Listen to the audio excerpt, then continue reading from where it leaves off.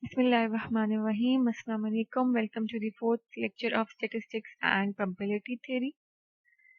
In the previous lecture, we have studied joint and marginal probabilities, conditional probability, independent and dependent events.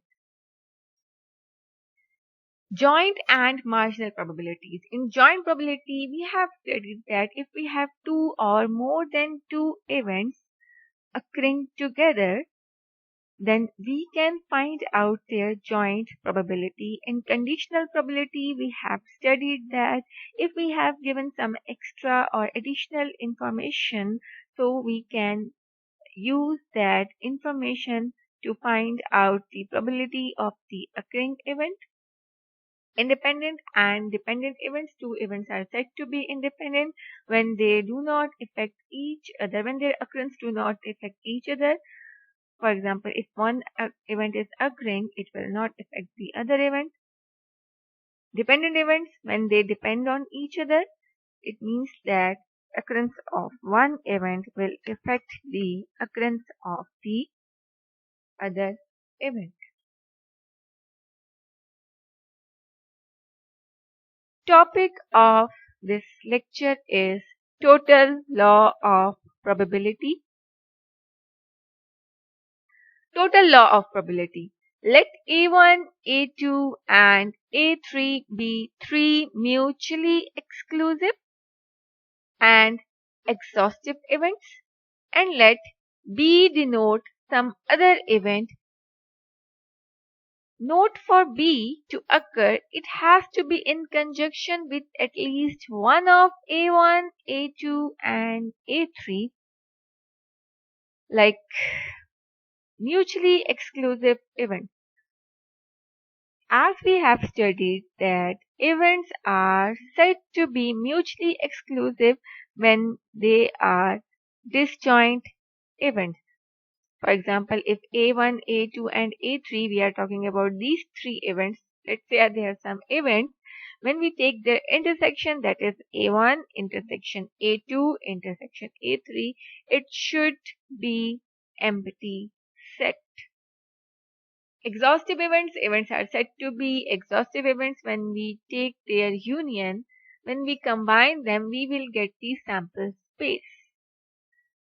Now, what additional total law of probability is saying?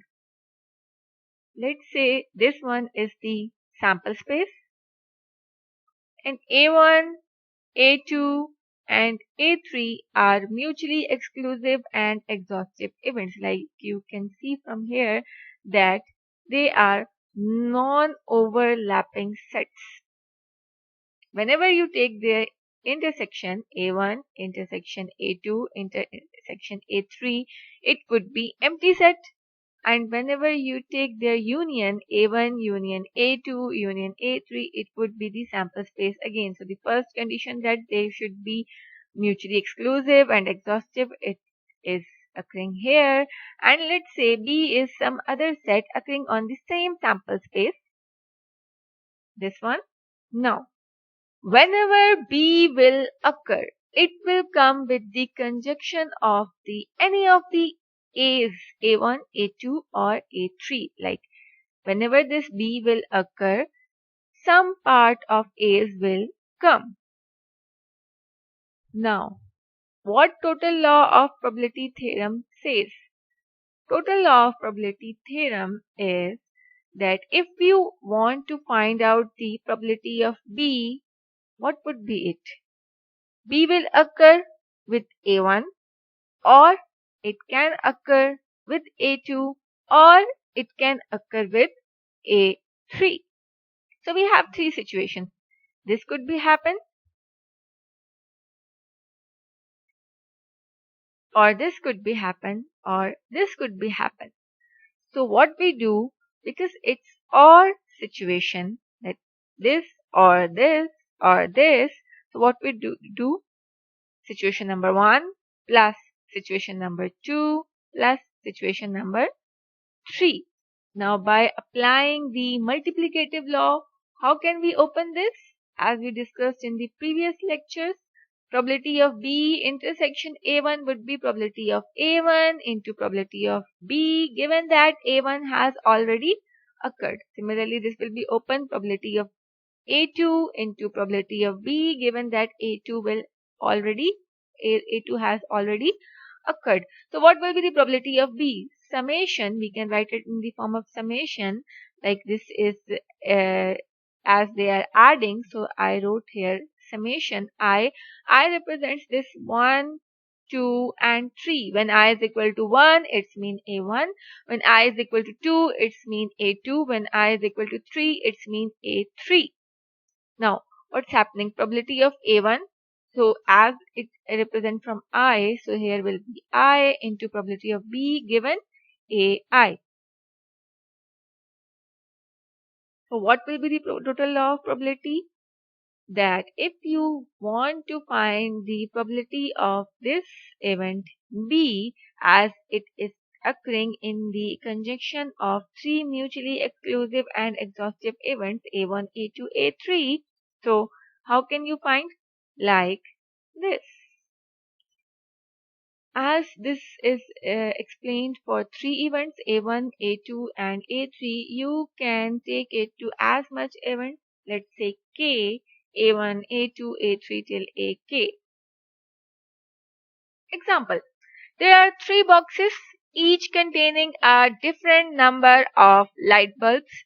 The first box has 10 bulbs, of which 4 are dead.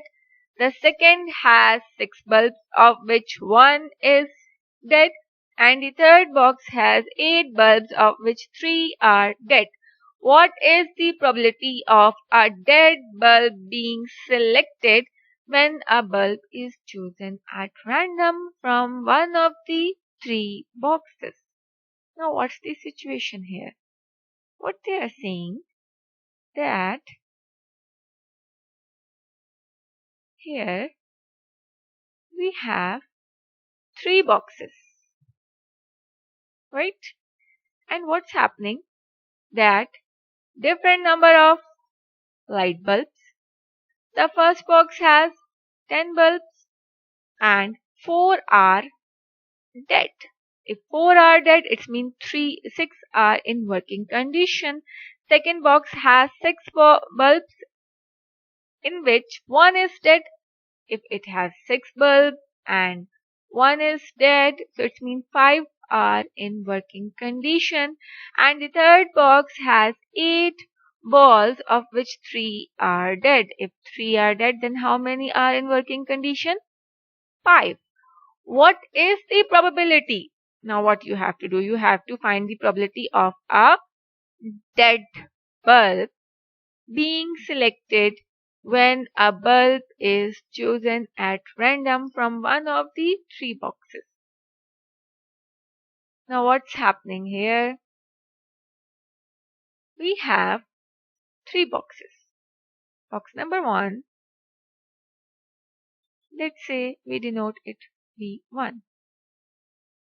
Box number 2, let's say we denote it with B2. Box number 3, B3. Each box has two options. The bulb is dead and bulb is non-dead. Let's say D denotes the dead one and T bar denotes the non-dead. Same is the case with here.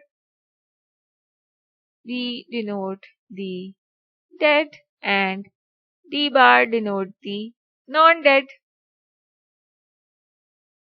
D denote the dead and D bar denote the non-dead.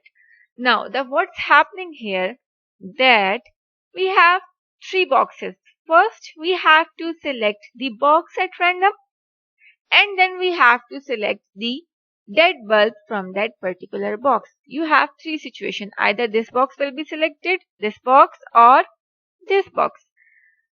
As the selection of box is random and uncertainty is involved here, so there should be some probability attached with the selection of the box. By applying the probability of an event, what we studied, that number of favorable outcomes divided by total number of outcomes. So if we say that probability of selection of box 1, what would be it? It would be is equal to number of favorable outcomes. There is only one box 1. So it would be 1 divided by total number of outcomes. How many boxes we have? 3. So it will be 1 by 3. So selection probability of box number 1 is 1 by 3. Similarly, box number 2 could be selected with probability 1 by 3, and box number 2 could be selected with probability 1 by 3. Now, what is the probability of selection of the dead bulb from the box 1? As we are concerned with the dead bulb, so if we go to the information provided for the box number 1 is that we have total 10 bulbs and 4 are dead. So by applying the definition number of favorable outcomes divided by total number of outcomes, it would be 4 by 10. Now for the second box, it has 6 bulbs and 1 is dead. So what would be here? It would be 1 by 6 that dead bulb will be selected with the box number 2. This is the probability. Now what would be for box number 3? There are 8 bulbs and 3 are dead. So it would be number of favorable outcomes divided by total number of outcomes. Now, this would be the situation, and this, this,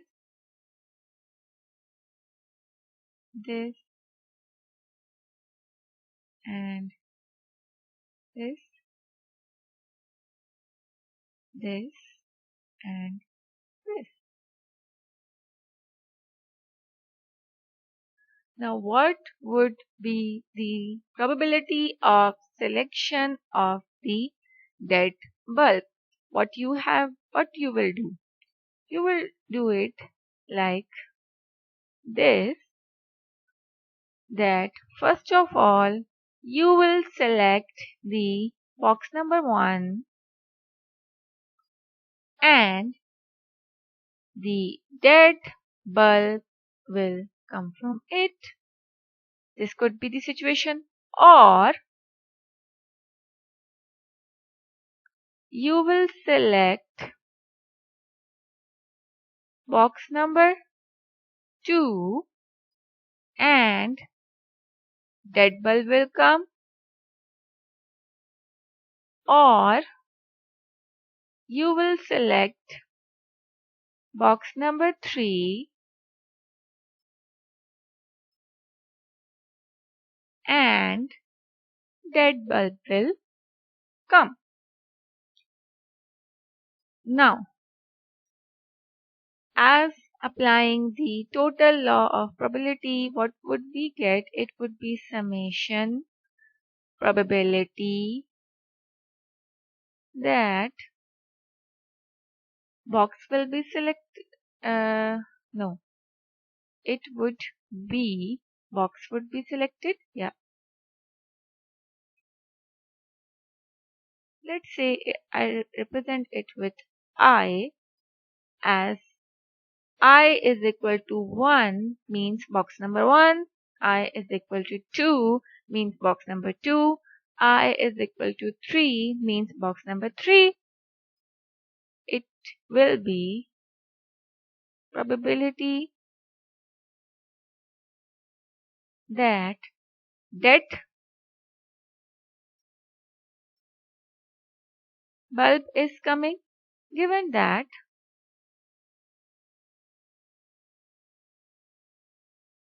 box number I